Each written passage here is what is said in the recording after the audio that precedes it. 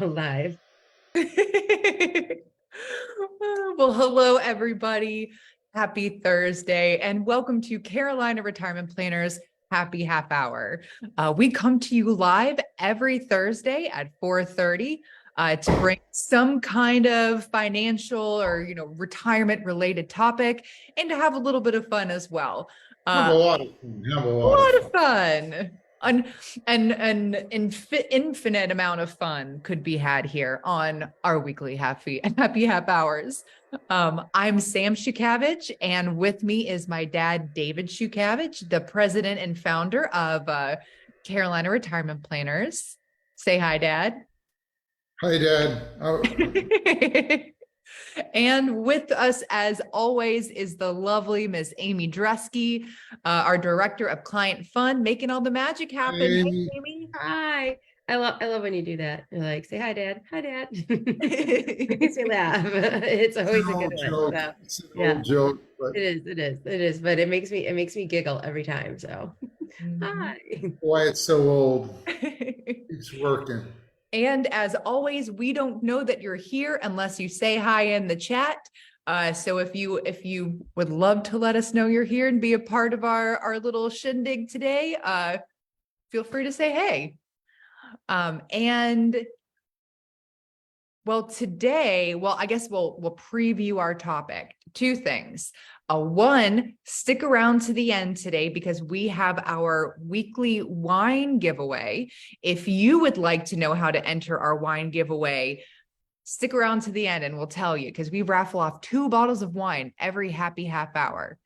And then in a minute here, we are going to be talking about the 4% rule. So many of you have heard about the 4% rule. If you haven't, we're about to tell you, does it stand in Truth or today's fantasy? market? Truth or fantasy? Yeah, truth or fantasy. We'll learn all about it here in just a few minutes.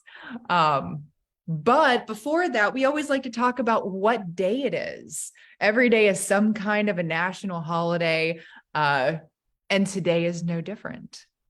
And I think I like today's. Amy, Yeah. what is the national day today?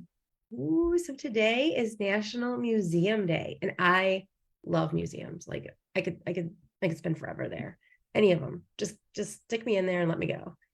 So, but then I asked everybody, what is your favorite museum? And so we had some really good answers. So So, what yeah. are some of those answers? Let's see, I think the winners, like the top category would be history museums and art museums, but we had some for Williamsburg, like the living history, the colonial Williamsburg. There was somebody who was talking about at one of the art museums in Paris, science. That's one of my favorites. The air, and so he was talking about the Kennedy Center or Space Center. So all kinds of different museums. Zoological, somebody gave us that one. So yeah, they're quite. I mean, we actually probably have more entries today than most weeks, and which is always crazy. But yeah, it was a lot of replies. So with that, what are your favorite Well, museums? I will chip in my two bit. Ah, Uh, I like it. the will he? just the obvious, the ones that are. Well, Sandy and I went to Prague once, and I think we toured an Apple computer museum, and this place had more Apple computers. I mean, from the first one through every Apple version. Computer Museum.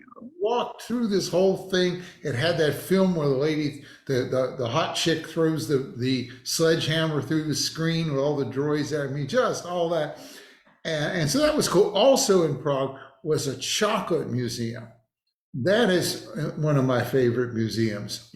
But perhaps the most, I don't know if I want to use interesting, bizarre, or what, but we were in Luzerne and we asked the concierge, where they got, and we ended up hiking up the hill and going to the Museum of Art for the Criminally Insane. They had a Oh, museum, and apparently a lot of criminals literally in jail took up art, and they had it all shown through this museum, including one where for years he painted every wall of his cell, and they brought him all in. And then when he was done, he was cured. So she was saying, "Boy, I'm glad you went to it. Nobody goes to that. It seems like it wasn't a popular museum with most tourists, but so I've you know, heard of those. I think there's one in Baltimore. I've wanted to go. I'm like, this is crazy. No. Were you in a museum where it was like you and like Sandy were standing in like the same room, but one of you looks small and tall? It's like one of those like weird optical illusion things. Was that a museum? I remember that There was picture. one of those. There's one of those in Prague too. It was a whole Yeah. bit of. I took pictures of really good optical, but the criminally insane is certainly just one you don't find many places. So anyway, How about so you, that Sam? What's your favorite? Um, well, as an adult, I spend the most time at art museums. As a kid, I used to love the Pittsburgh Children's Museum and love going to science centers, any place where it was like really interactive and you could like dig into it. I loved that. And this conversation made me think about one of my favorite museums in recent history. I think it's considered a museum. I don't really know, but in Golden Gate Park, there is, I cannot remember the name of it, but it is like something science center. And Neil and I were there on a Sunday, and everything else, all the other museums were closed. So we decided to wander in there, and they have these two domes inside. And one is like a dome that has this whole like rainforest kind of thing in it. There's butterflies, there's all these beautiful plants, and you kind of circle up. They have a like an the other dome is like, I'm trying to where's the thing where you go and like watch the stars, the fake stars? The planetarium? Planetarium. They had a Yeah. planetarium in it. They had like a lot of like the things you would see at like a natural history museum. And then on the bottom floor, they had a whole aquarium. And it was just a fascinating place to go. I felt for everybody, you know. that same kind of delight that I did as a kid. Yeah, I would definitely go there. I love Yeah. it. What about you, Amy? I'm the same way. Well, you know what? I love the Museum of Science and Industry. My parents used to take me there like all the time as a kid. I feel like we Detroit? went like Michigan, or not Michigan. No, that's Michigan. I'm from Chicago. So we would go all the time. And then also the Field Museum, which is like the history museum. So that was really cool. And Shed Aquarium. If you get, I think it's a Henry Ford or someone started. If you get there, it is. I've been there too. It is an incredible museum. It Yeah. has everything from torches that were used in elections in the the 1800s to the car Kennedy was shot in is there. Wow. Oh, Locomotives, giant locomotives, and a bunch of industrialists, and I went on a trip in a camper, and they actually have the camper and everything they wrote on the thing. It's hard to explain all the things that are there. But I got to go back there. It's been a lot of years. But I have a that's question.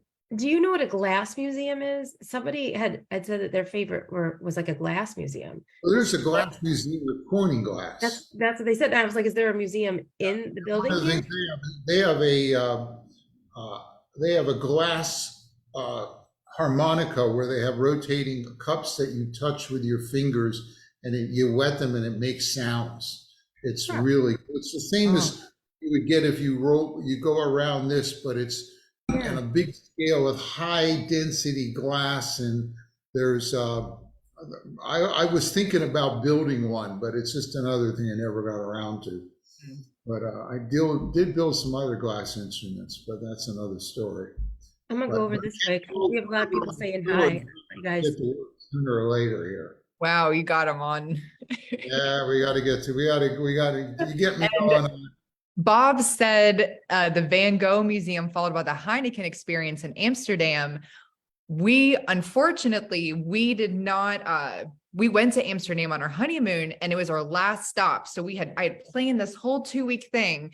And then by the time I got to Amsterdam, the Van Gogh Museum was booked. All of the big museums were booked. And this was like weeks in advance. And we ended up going to the Banksy Museum, or there was a museum that had like a giant Banksy exhibit. And that was fascinating. Yeah, that's very cool. I'll plunge through some of this. We'll come back and say hi to people, but I want to make sure we get something done. Be careful. We'll just, people don't come here just to listen to us, right? They don't want to hear about all of our opinions. I mean, I'm enjoying the museum talk, but no, you're probably right. So Okay.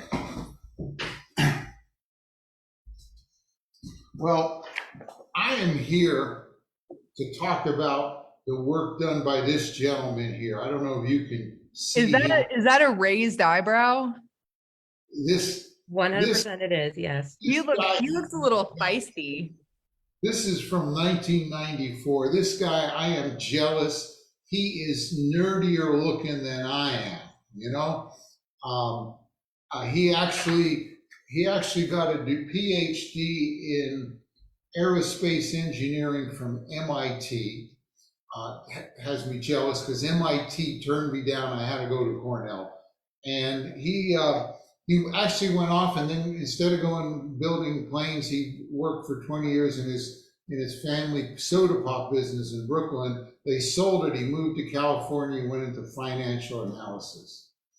And you remember in about the early 90s, those of you who've been around as long as me, remember computers, PCs, desktop computers started to get good. It started to get useful. Remember like Lotus 123/file open, before we had mice, and you could do spreadsheets that you had never done before.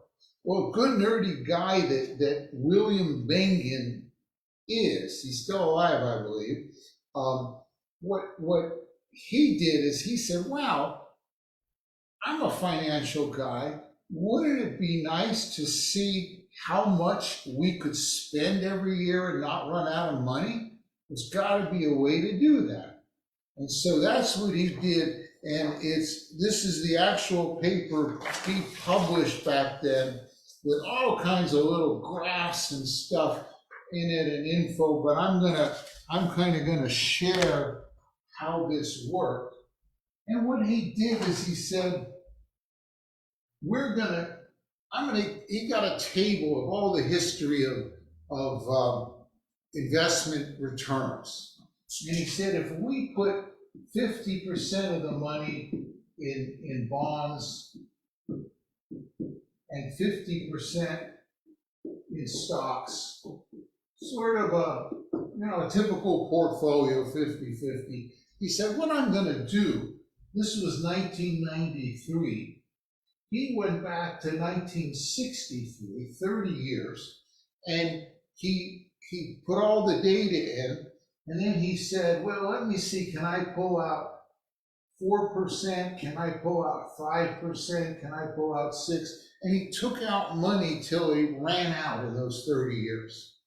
Then he went to 1992, and he went back to 62, and he did the same thing. And then he went to 91 to 61. I think he went back to like 1926 to 56. I think he did like 26 or 50 some different sequences, and he calculated when it would run out. I won't go into all the details because there's probabilities involved and all, but he said the most you could take out is 4%. Most you can withdraw from this, and he also increased it a little every year for inflation. So he said if you had X dollars there in a 50-50 mix, you could pull out 4%, and you'd have a 90+% chance of not running out. And that's where everybody kind of uses 4% ever since. Now, that was from the 1994 article. Hey, Dad, can I interrupt you for just 1 second? I don't want to throw you off, but I think you're still using the table mic. Instead of fiddling around with it, do you think you can move the table mic just a little closer to you? Yeah, that'd be great. No, it says I'm on this mic. I don't think that you are. Well, I'll move the table mic closer, so if you're wrong, You want to tap on the table mic and tell me? Wait a second. I think you may be right. Yeah, I think she's right. Sorry about this, guys. Bear with us. We just want you to be able to hear him. This is how you know we're live. Yeah, we are definitely live. Because I had assistants plugging it in, and it was okay. Okay. Thank you for letting me know. I think we can. That's better. Yeah, Does it sound good now? Okay. Yeah, Okay. it's good.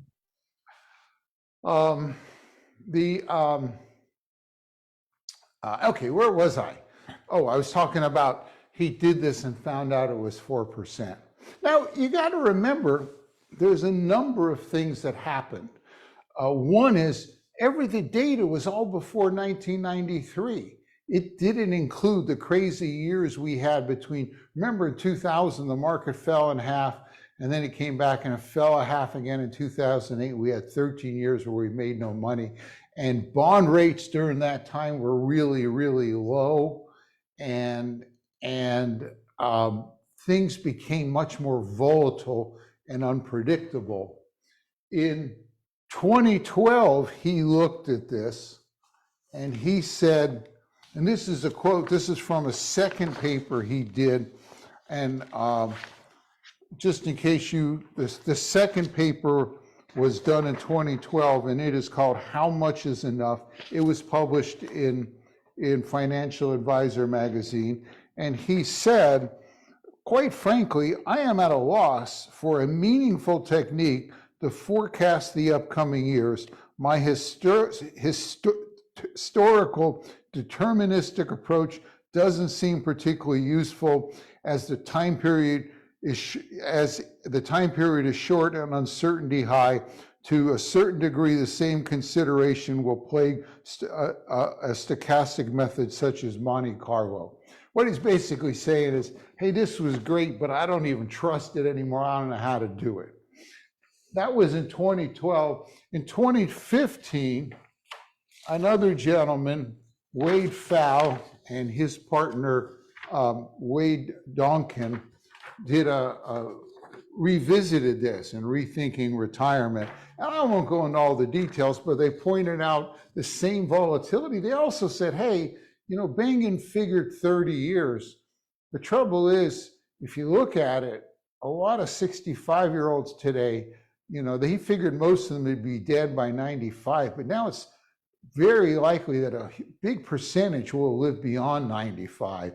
And boy, the 4% goes down to like 2 to 3%. And the problem, let's talk about the problem in a little more detail there and why it might be troublesome. And I want to do one other thing while we're at it, just in case. It's always good to show the sources, and if you watch the rerun, you can here's the places where they came from. But if you think about it, if you got a mix of stocks and bonds and you start working, the market goes up and down over these years, right? And while you're working, you're going to have cycles where things rise and fall. Sometimes stocks go up and bonds go down. Sometimes bonds go up and stocks go down. And if you just say, hey, when things fall, if I just buy some every month in my 401k, when things fall, what's like stocks are on sale, when stocks fall in half, and you're investing the same amount of money, it's like you can buy twice as many of them. And then when they go up, you get a natural boost. And hey, Sam, there's a fancy name for this. What's it called when you buy the same amount and you make money by buying low? Well, I'm assuming that you're talking about dollar cost averaging. Yeah, this is Because called. you might buy high too, but if you keep buying all the time, then dollar cost averaging. And it's well known that if I buy regularly, because I'm buying at the lows, I'm going to get a boost when they come back up. Now, the same thing happens with this mix. If you got a 50-50 mix and you retire, when you retire here you are a buyer. You're buying stocks. Sam, what happens when you retire? What do you become? a seller. A seller.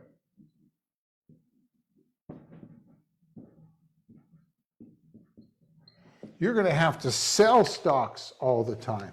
So now the market's still going up and down, but you still need, you need to live. You got to have your beer money. And so when the stocks fall, you still got to take out enough to live.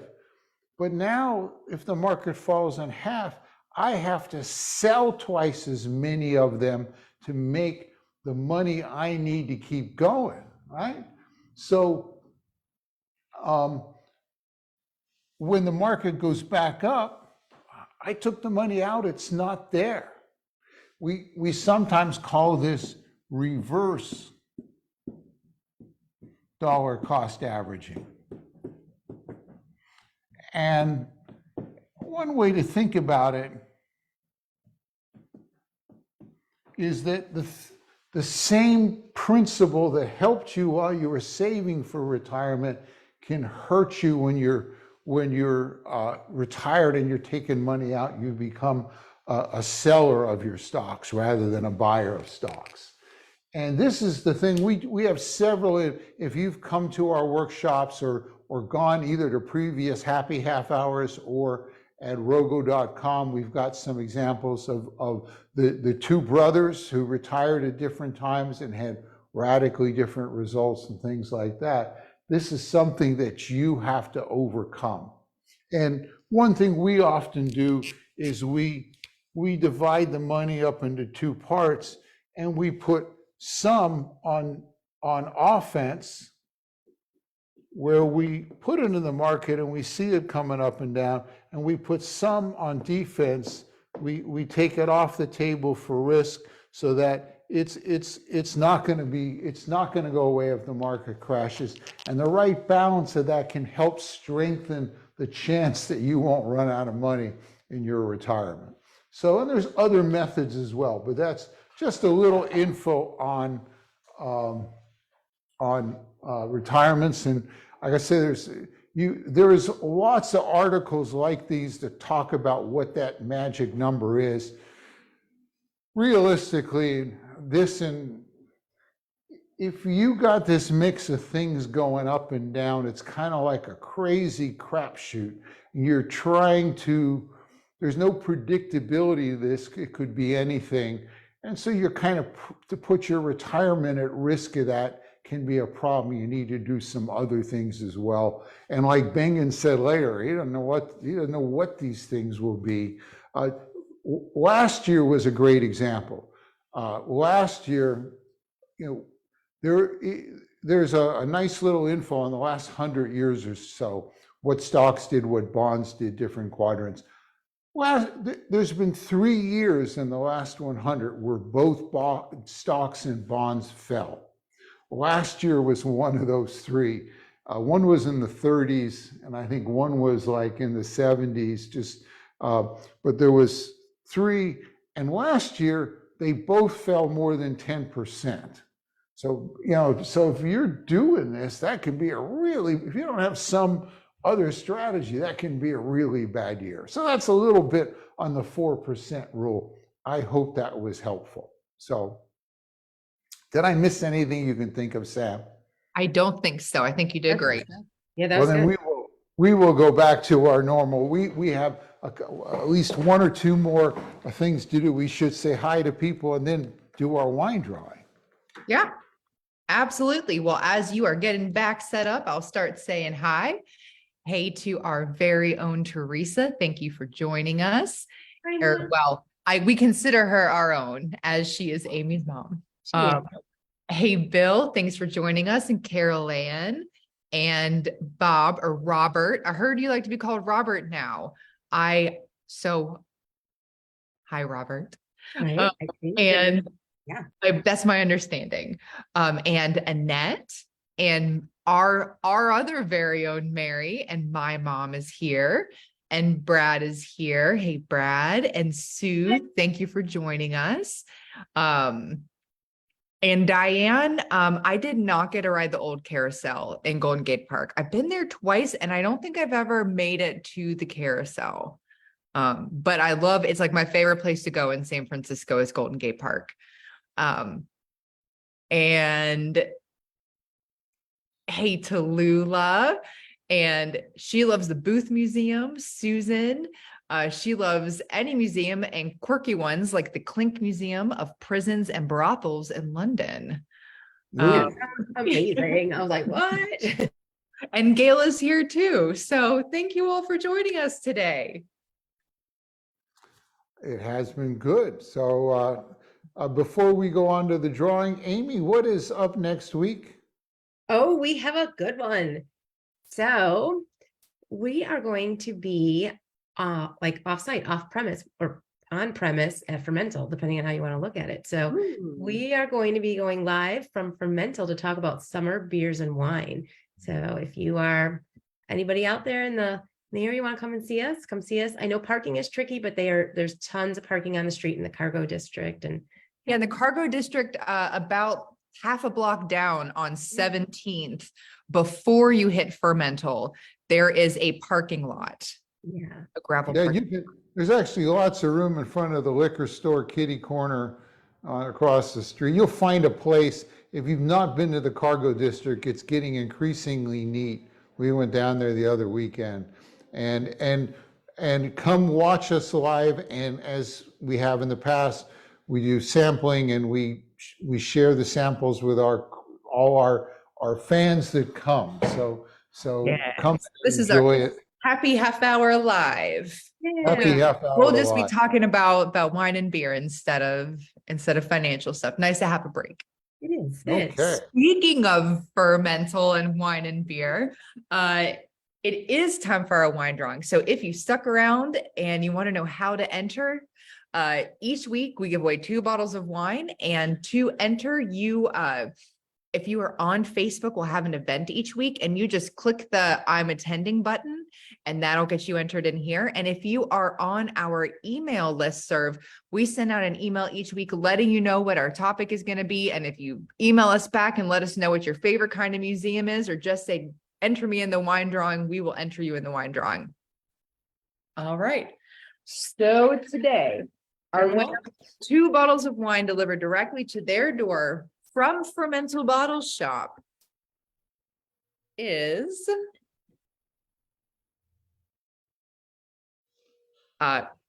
Mary and Gordon M. So Wow. congratulations, y'all. You are our wine winners this week. And to everybody Congratulations. else, yeah, woo! And if you did not win, please continue to enter, or enter for the first time. Don't be scared. We're just going to give you some wine, and it'll be perfectly curated to your specific taste I love that part. and shipped right to your door. So Yeah. we're not sending you Bottega wine. We're sending you some beautiful, cool bottles of wine. No Mad Dog 2020. No Boone's Farm. I mean, real I stuff. drink a $3 Chuck myself. No $3 Chuck. Not that there's no. anything wrong with that if you enjoy it, but No, but it's nice. It's good wine. So yes. Oh, I can't wait for next week. I hope to see some smiling familiar faces out with us. why not? We will see you next week, many of you perhaps in person, for a really live happy half hour. So with that, thank you all. It's been fun. I hope this was helpful, and we'll see you next week. See you next Cheers. week. Bye, guys. Bye.